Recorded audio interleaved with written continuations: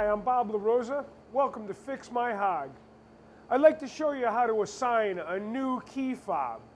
If you happen to lose the key fob that belongs with your motorcycle, there is a simple procedure to assign a new key fob to a particular motorcycle. You want to start by making sure the rocker switch is in the off position.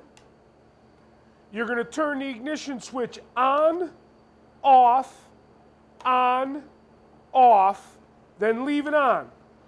You're going to press the left turn signal switch twice. Then you're going to press the right turn signal switch once. Then you'll press the left turn signal switch once.